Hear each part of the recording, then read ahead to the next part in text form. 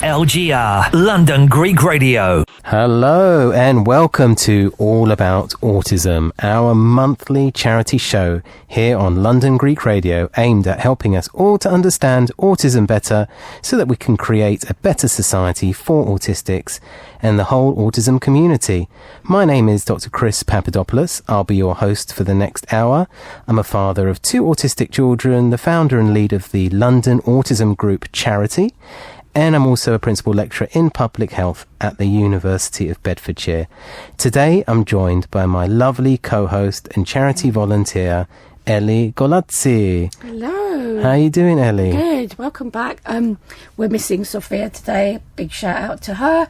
And if she's listening at home, hello. And hello to our lovely listeners. We're back. We are back, yes. We haven't been on air since June, I believe it was. Yeah, we needed a little break, a little recharge. Yes. Which is always good for everybody's mental health.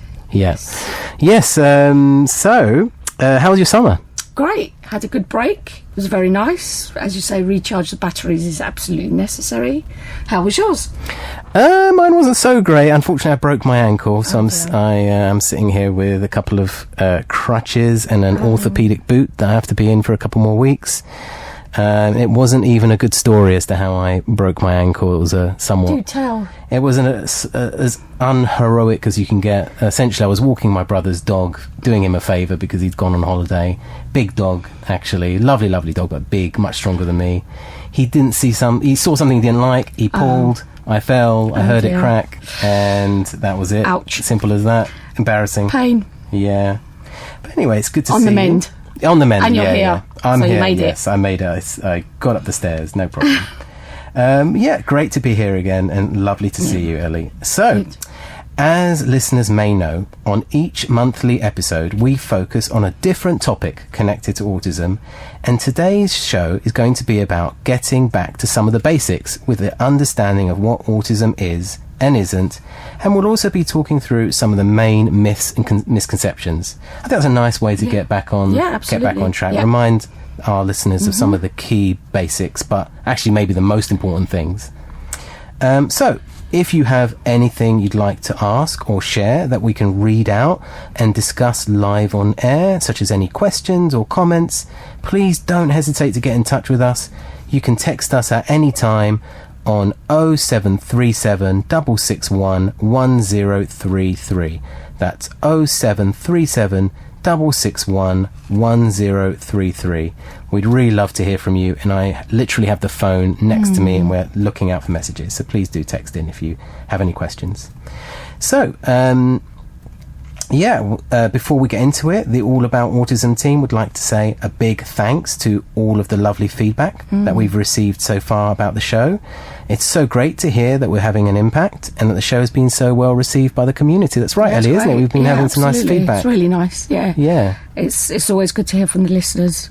Yeah, it's been really, really great to hear. I mean, that's why we do the show. It's to try and sort of help with people's understanding, talk about the topic that doesn't traditionally get talked about in the Greek community. And yeah, we're not going anywhere, so keep tuned in every month. We will be here. So at this point, we'd like to draw our listeners' attention to the London Autism Group Charity's YouTube channel, which now has all of our past All About Autism episodes uploaded there, in case you ever miss a show and want to catch up. So to find our YouTube channel, just go to YouTube and search for the London Autism Group Charity. It's probably best to subscribe so that you don't miss any future episodes, and we also have other really good content there already and will be coming up in due course. So, should we start with our first question? And actually, we do have a text message that's come in, and it relates very nicely to this first question. So I'll read it out. It's from Marie. She says, "Hello everyone. Firstly, thank you so much for doing this wonderful program. My hubby and I found it so useful. It makes such a change to hear some positivity about autism for a change and to feel less alone." That's nice, isn't it? Yeah, really good. I want to ask how to explain what autism is to family and friends. It can feel very isolating when nobody gets it. Is everyone a little bit autistic? This seems very wrong to me. We hear this all the time from people, including family. My parents even put me off asking my GP for support for my son, who I think, if I'd done so, could have been diagnosed earlier. Even now that my son is 9 years old, he has an autism and learning disability diagnosis. Both sets of grandparents and some of our friends still don't really know what it all means. I know they mean well, but can you help explain it so that they can understand? Thank you so much. Well, thank you so much for that lovely text message, Marie. And that is exactly the first question. Relates very nicely to the first question about what autism is and isn't. Maybe I'll start, and then Ellie, you want to come in? So, I mean, a good place to start, I think, with the basics as to what autism is autism is a type of, we call it, neurological identity, right? We do not call it a disorder or even a condition really anymore. We view it as an identity. In the same way that you have identities when it comes to your ethnicity or your gender or your sexuality and so forth and so forth. It's the same thing. So it's part of the, let's say, neurodiversity spectrum. And in fact, if you're autistic, it means you are neurodivergent. What that means is that you have a non-typical neurological identity about you. So your neurological way of thinking and feeling the world around you, because that's essentially what neurology is all about. Neurology is your the way that your brain functions and connects to your nervous system and your sensory systems. So neurology is really about how the brain works. And all autism really ultimately means at its core is that your brain and your nervous system works in a sort of non-typical or different way to the majority of people out there that we would call neurotypicals, right? And now the important thing to say here is that just because it's different or non-typical is that it's not worse. It's not necessarily better either. It's just different. And, you know, it's really important to celebrate the difference and to lean into the difference and not to view it as a problem or anything bad or anything worse. It can be a beautiful thing. It's, you know, being different, it can be beautiful.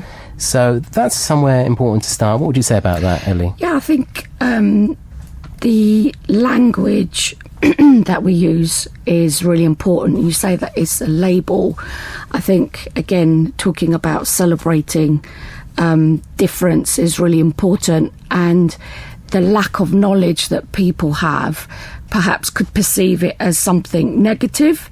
And if we go back to professionals diagnosing autism, they do use words like disorder, disorganised, which puts it straight away in a negative light and really impacts the way that you view a neurodivergent person or autistic or ADHD or what, under the umbrella, as you said.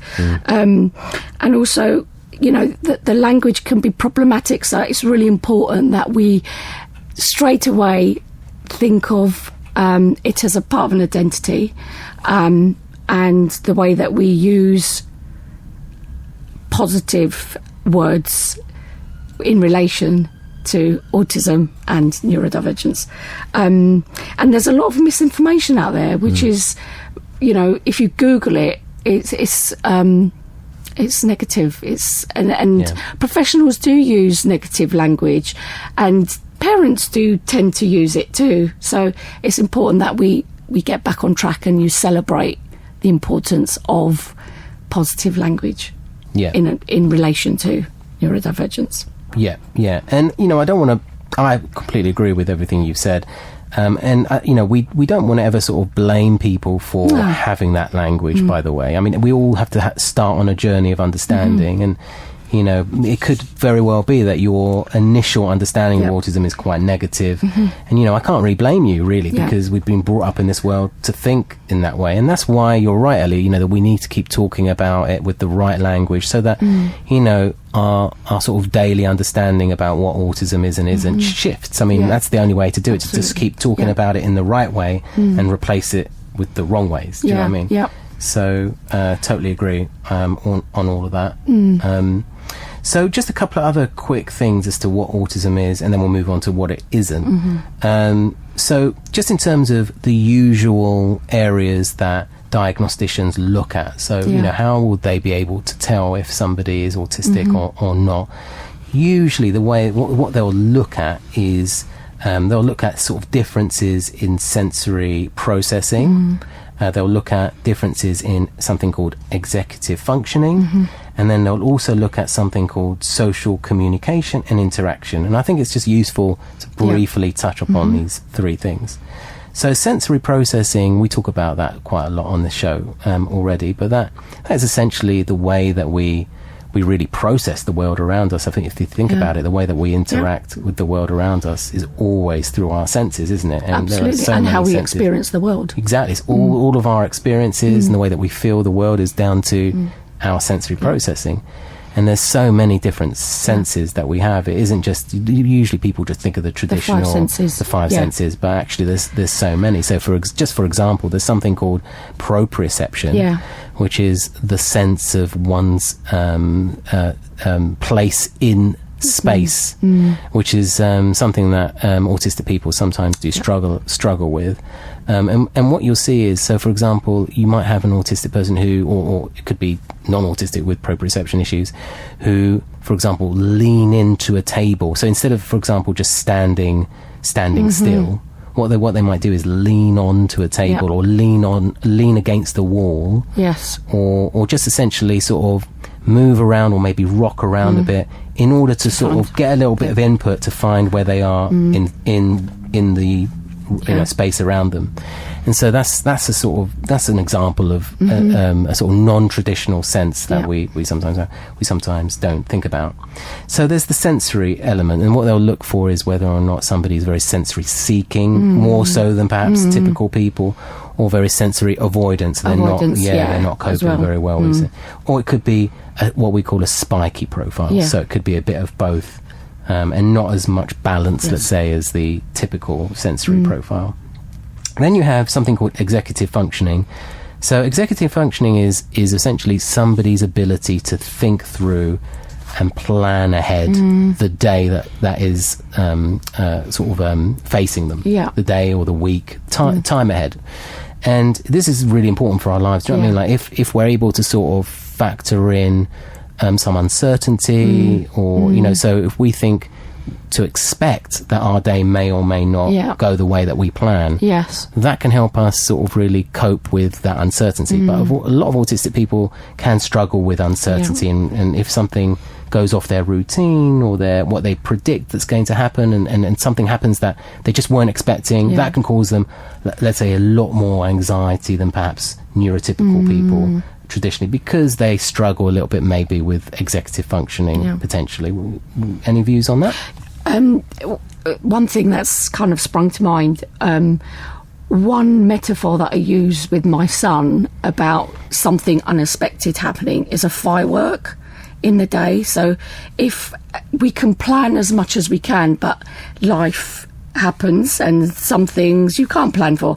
So if something happens and it's a firework, it could be good. So expect that, and some strategies to be able to deal with that is perhaps breathing, or taking yourself off somewhere, or being quiet somewhere. So I think it's important to have something in your toolkit to be able to kind of think about that. So that's just come to mind. No, it's a great point. Yeah. If you're someone that struggles with executive functioning and you're less able to cope with uncertainty through the day, then I love the way that you put it, some tools in your toolkit in order to sort of lean into when you're feeling that anxiety building, or you're sort of burning out, or having a meltdown, or whatever it is, then that's going to really help. And also I've sort of given him ideas of, if that does start to happen, the kind of bubbling, you can feel that sensation, then what can you grab out of your toolkit, as it were, to be able to overcome that.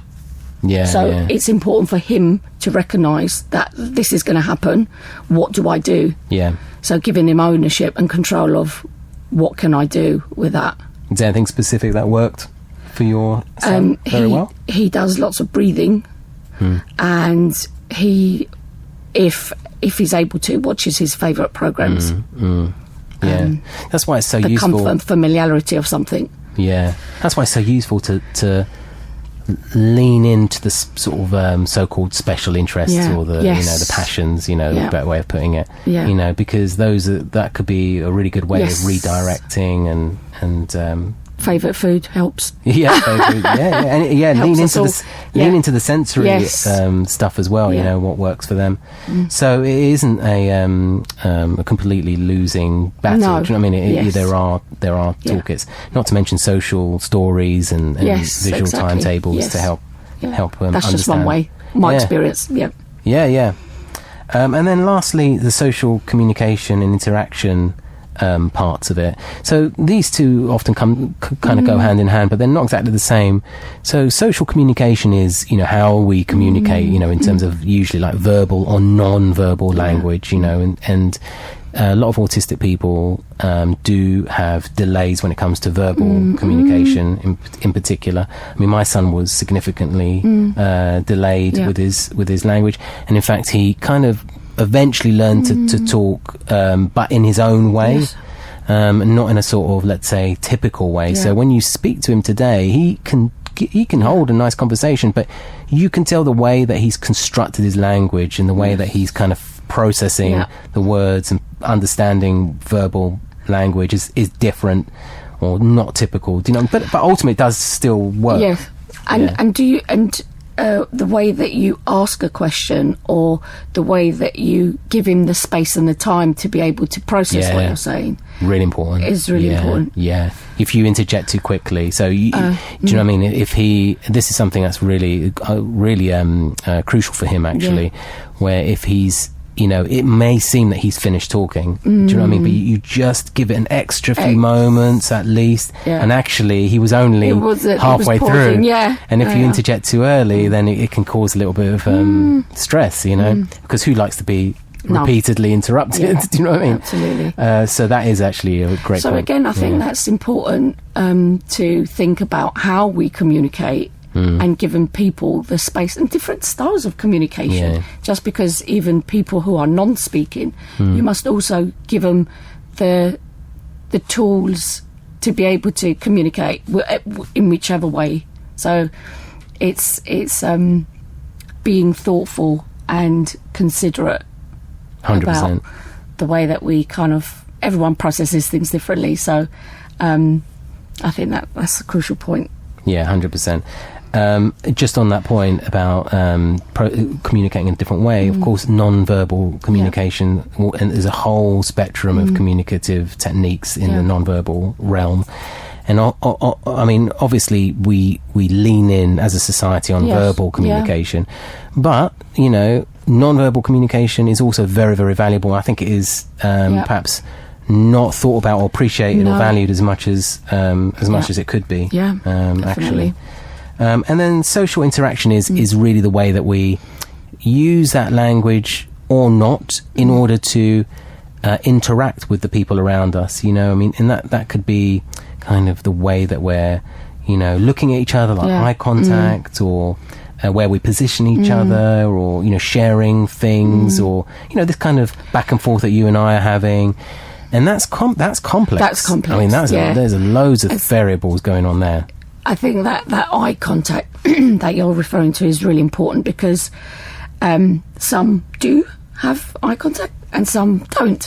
So I think it's important that we don't emphasise what feels right for you might not feel right for the other person, and that kind of back and forth could be, you just have to wait your turn. But sometimes it doesn't happen that way, and there's lots of interruptions, or so it's lots of different things to consider. And then you've got the cultural layer on top of that, right? Because you've got all the cultural expectations and and so there's like expectations that you should be at that wedding, do you know what I mean, or you should be at that dinner and dance, and you need to dance, or someone unexpectedly comes round to your house and you have to come downstairs and make conversation. So loads of chit chat is loads of social and cultural rules. Absolutely. And that can be. I mean, that can be managed. But if you're in an environment that's very sensorily complex and heavy and you're struggling with the sort of sensory elements of the environment. Yeah. Plus perhaps maybe you've had something in your day that hasn't gone the way that you expected in terms of executive functioning. Then you're put in a situation where there's, strange more added stresses, cultural expectations. Then what do you expect? Do you know what I mean? There's going to be, going to be challenges. So it's about being mindful of these things and working with it and so forth. So I think maybe we should get to a break. But when we come back, we'll talk a little bit about what autism isn't, and then we'll get into some more questions.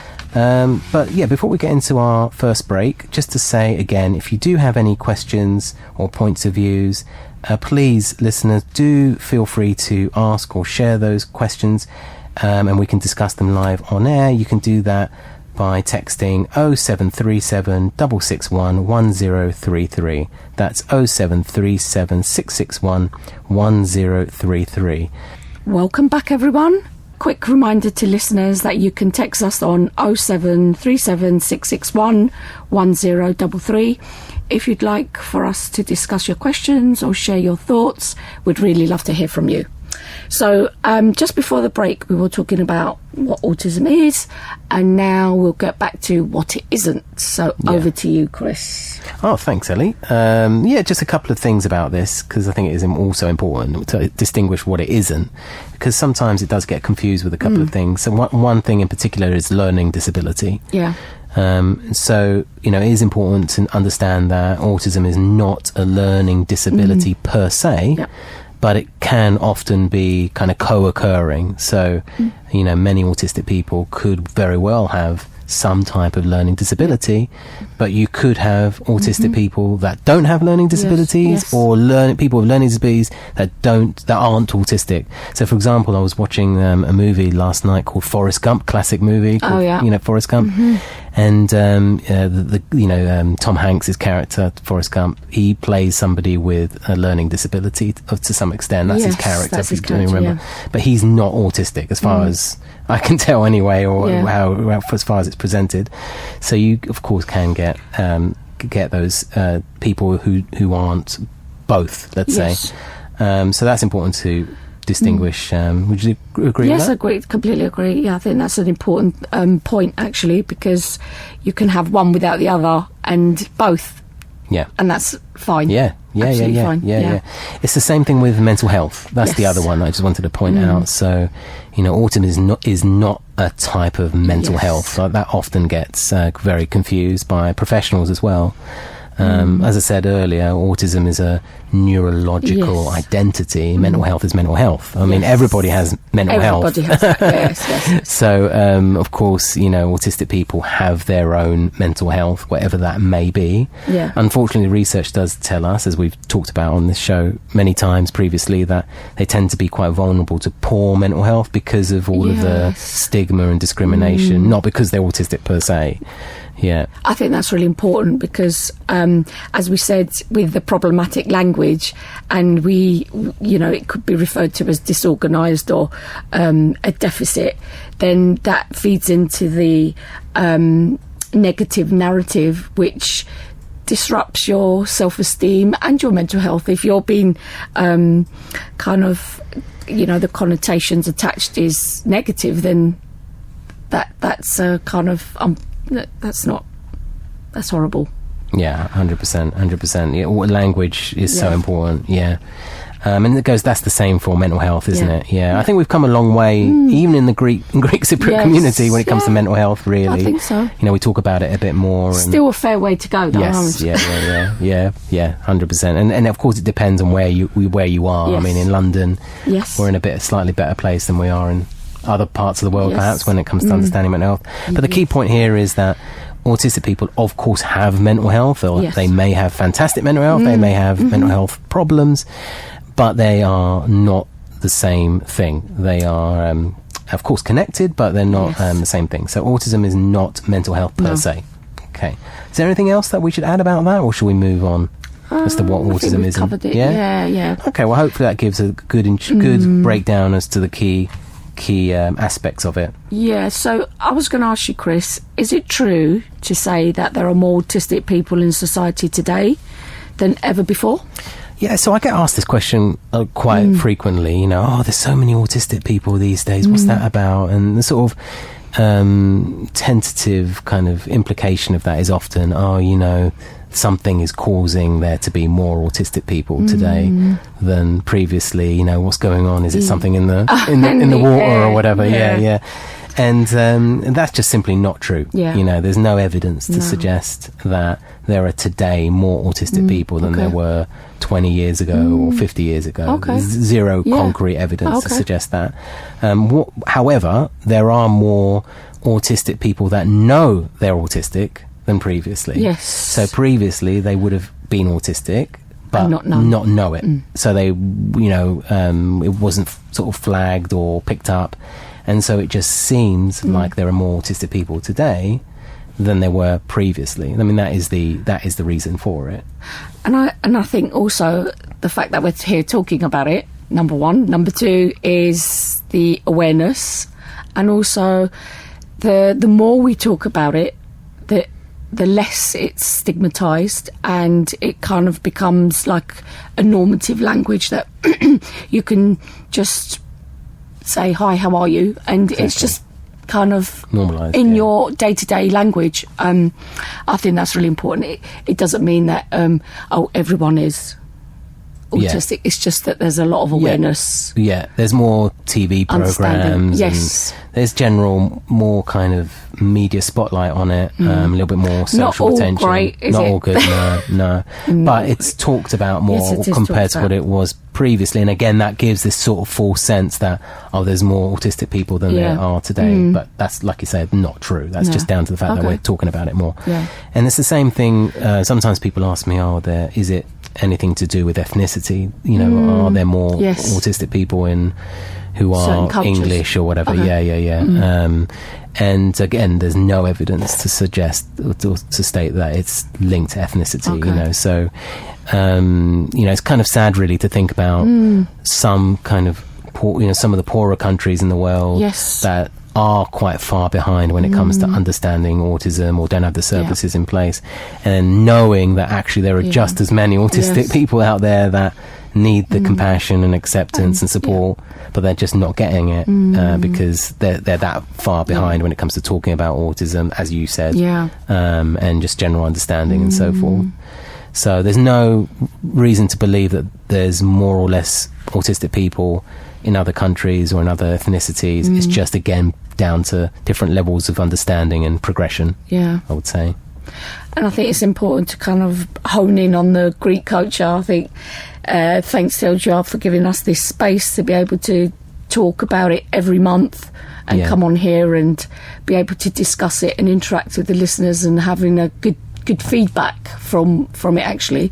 And as you said in your intro about destigmatising it and making the correct information available for people, and also the community cafes that you know, are really important. So the charity has these community cafes that we have in different places in London, where all the autistic community can come together. Not just autistics, but parents and autistic parents, of course, and whatever your connection is, really. It doesn't really matter. We won't even really ask necessarily. We'll just say, come in, you know.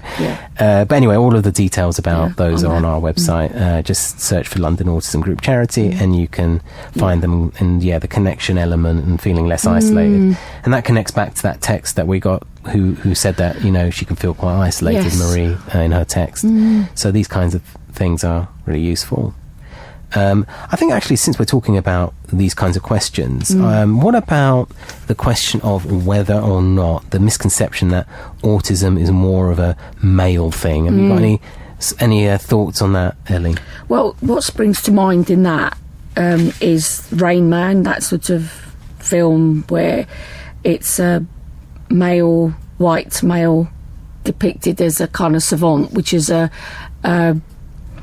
he's like a kind of a genius in maths, which is completely not, I mean, it's fictional obviously, but I think those things are pretty harmful, and it isn't a male thing, we know that, and we've come a long way from the male thing yes, we still need to work on female diagnosis, because females obviously mask a lot more and cover up their kind of challenges, but it's changing. What do you think? Yeah, totally agree, yeah. And the reason why women are often masking more and they're hiding the fact they're autistic is because they know that they're going to be not accepted. Yeah. So we've got to get to that. In. Yeah, exactly. They think that they're going to fit in and get more acceptance and be happier if they hide it away. Detrimental to their mental health. Massively, again. Yeah. So we've got to move away from that and get to a point where it is viewed as the same way we think of people with left hands as opposed to right-handed writers. Is that the way you say it? Right-handed people or left-handed people, or different coloured eyes or something like that. We've got to get to that space. We're not quite there yet, and the fact that women mask more than men kind of proves that. It's getting a bit better, but not there yet. Yeah, it's also worth saying that many men also do mask. Absolutely. Yeah. But it's definitely not a male thing. I totally agree. And again, there's no evidence actually to suggest that it's more of a male thing or more of a female thing. And the same thing with age. So another misconception is that it's a child thing. But those children grow up to be adults. And you take all those kind of traits, perhaps maybe more, maybe less. Autistic children grow up to be autistic adults. Yeah. I think this might be a slight issue in the Greek community, speaking from personal experience as well, where there's the kind of view that he'll grow out of it. That is a bit of a I mean, I'm only speaking from experience. I may be wrong. Same. But I'm feeling that might be a bit of a Greek thing. I mean, it happens everywhere, but, particularly in our community.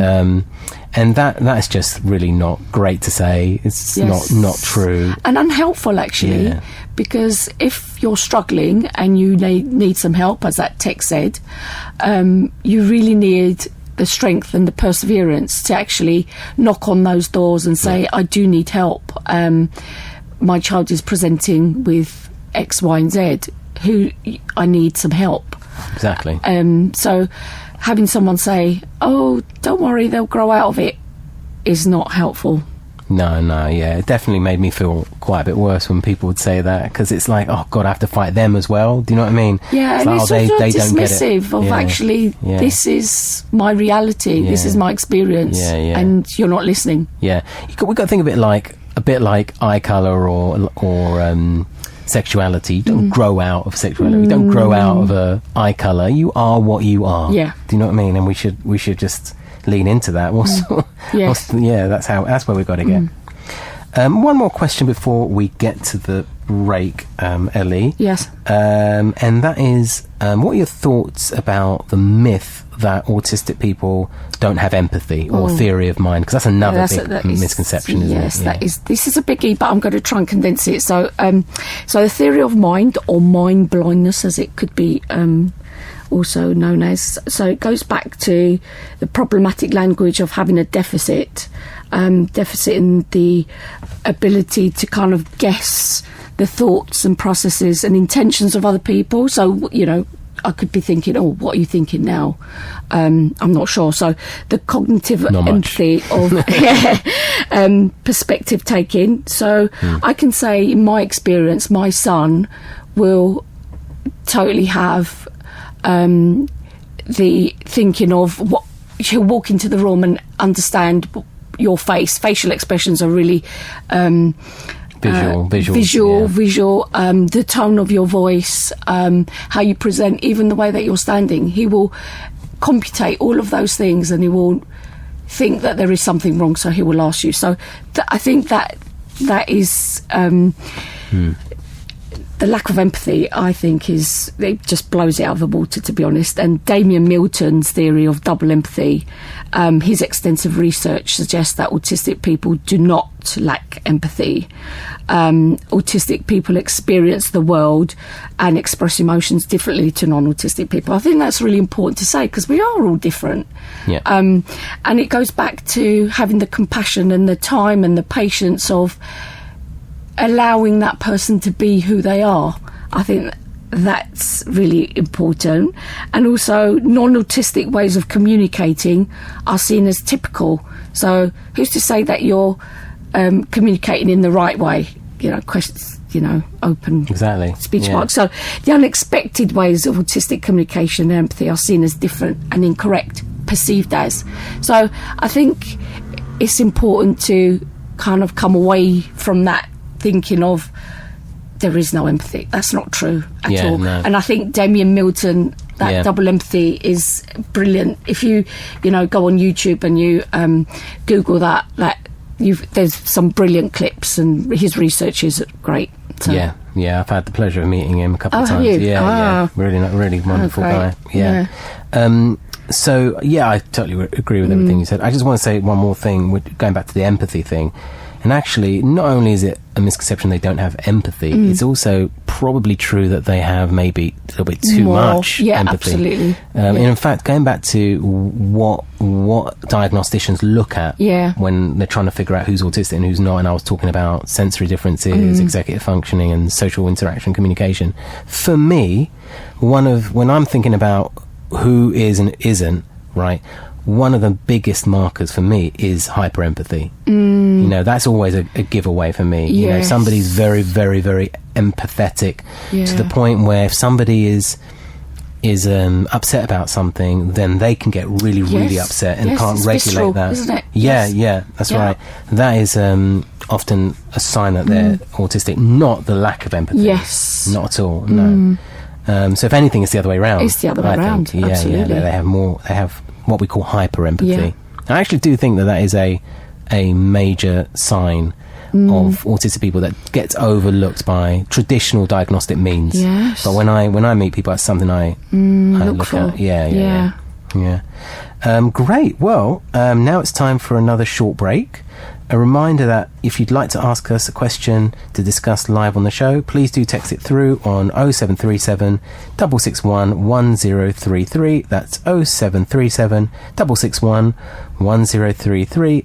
Okay, welcome back everyone. A final reminder that if you'd like to send us your question, I think we do have time for a quick question to talk about on the show, so do still text it through if you wish. That's 0737 661 1033 if you'd like to text us anything. So lastly, before we run out of time, just a quick one. Ellie, what are your thoughts on the view that autistic people don't like the company of others, don't want friends and prefer isolation? Because that's something I also hear quite often. That's another misconception, isn't it? Autistic people just want to be alone. They want to be alone. True. No, I mean, it's with everyone. If you want to kind of take yourself into a quiet space, then you can do so. But I think that it's important that, as in the community cafes, you make meaningful connections with people, and also with families. There's so these spaces are really important to families and autistic people because you can communicate and be your authentic self. I think that's really important, and an acceptance and a safe space where you can be. That's the key, isn't it? I think they absolutely don't want to be alone especially when there are people, like-minded people. It's a safe environment. If they expect to be excluded or discriminated against or feel any pushback or misunderstanding, then I don't blame them if they want to leave the room. But ultimately they don't want to leave the room. They'd rather be in a place where the people understand and accept and and that sort of thing. So I totally agree. I think, and what's great, I keep coming back to these community spaces, but what's important is that, again, autistic people are in the community.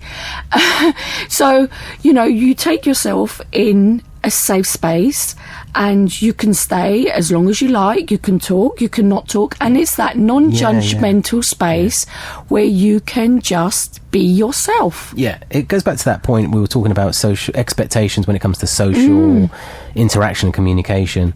In our community cafes or in any space where it's really inclusive, there's no kind of pressures about, how people should socially interact or communicate. Whatever works for you is fine for us. Do you know what I mean? There's no expectations or rules or pressures, and I think that helps a lot. Whereas that's just not true in society, is it? I mean, if you go for a job interview, then it's going to be a certain way, isn't it? It is. that's scary and whatnot. It is.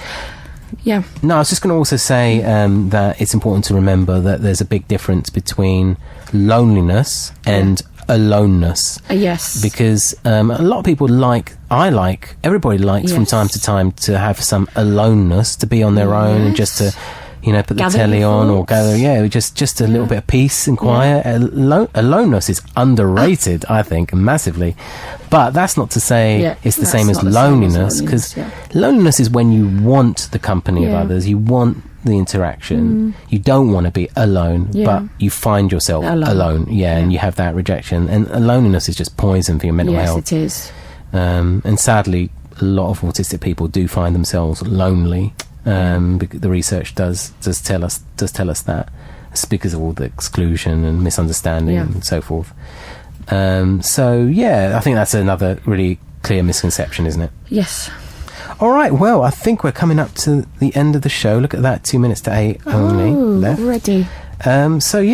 Thank you very much for everybody tuning in and listening to us. Our next show is going to be on the 5th of October at 7 p.m, which, as always, is the first Thursday of the month. That's the first Thursday of the month.